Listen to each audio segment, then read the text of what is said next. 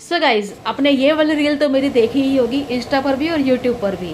तो पिछले एपिसोड में मैंने आपको बताया कि हमारे होम स्टे के रूम में भव्या ने बनाई मैगी और हम लोगों ने हमारे सुंदर से होम स्टे के बाहर जो भी प्यारा प्यारा व्यू है वहाँ पर गैलरी में बैठकर एंजॉय की गर्मा गर्म मैगी। तो चलिए अब देखते हैं आगे। दूसरे दिन सुबह हम निकल गए घूमने, बस यही एक परेशानी है यहाँ पर। ओहो हो, देखा आपने, लगातार बारिश की वजह से यहाँ पर इतने ज्यादा रास्तों पर गड्ढे पड़े हुए हैं और टूटे हुए रास्ते, कुछ तो जगह जगह पर लैंडस्लाइड हुई पड़ी है और पत्थर बड़े बड़े, मट्टी और ये और वो और क्या बताऊं। तो मतलब खतरों से भरा हुआ है यहाँ पर सब कुछ। ये जो नीचे है इस सल्ली गांव। अच्छा, इस गांव का नाम है सल्ली गांव। और ये सुंदरता तो देखिए गाइस, मतलब दिमाग ही काम नहीं कर रहा है हमारा। तो ऐसा लगता है ना यहीं पर, मन तो करता है ना यहीं पर हम घास में ही बैठ जाए, यहीं पर खाना सोना और यहीं पर रहना। बहुत अच्छा लग रहा है गाइस, मुझे कसम से इतना हीलिंग सा महसूस हो रहा है ना।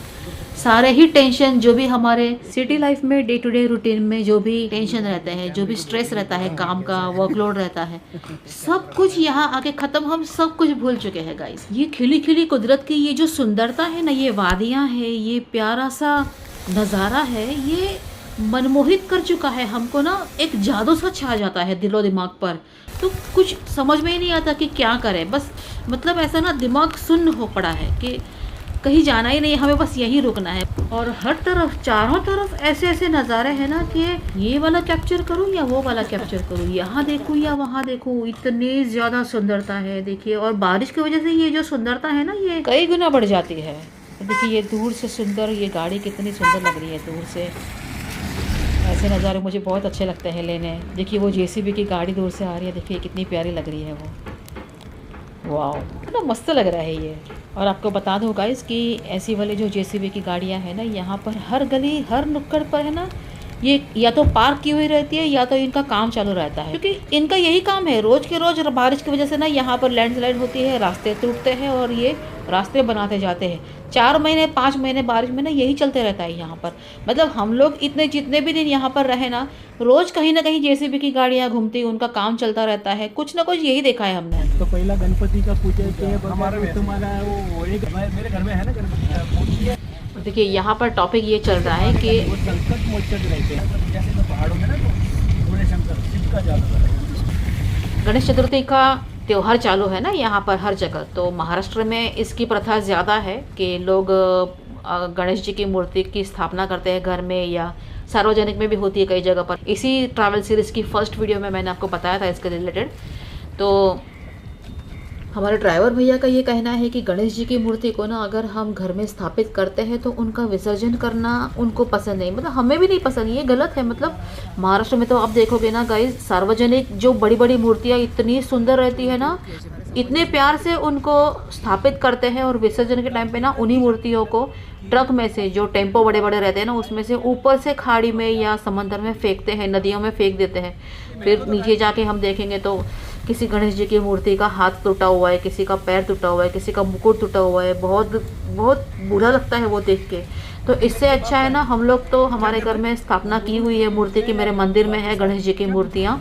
तो इससे तो अच्छा वही कि मतलब आपके अगर श्रद्धा है, आपको अगर आस्था है, तो घर में एक बड़ी मूर्ति या छोटी मूर्ति आप स्थापित करो, फिर उसको विसर्जित मत करो। अगर विसर्जित करना चाहते हो, परफेक्टली जो प्रथा है वो फॉलो करनी है, तो प्रॉपर एक तरीका है। लोकमान्य तिलक जी ने पहले महाराष्ट्र में ये प्रथा शुरू करवाई थी, बट उन्होंने ये नहीं बोला था कि ऊपर से गणेश जी की मूर्ति को फेंक दो या कहीं भी डाल दो, किसी खाड़ी में या किसी गंदी नाली में डाल दो। ये क्या बात हुई? तो मत करो, या तो स्थापित ही मत करो या तो उस मूर्ति का विसर्जन ही मत करो। अपने घर के मंदिर में स्थापना करके हमेशा के लिए रखो, रोज उसकी पूजा, दिया, आरती वगैरह सब कुछ करो।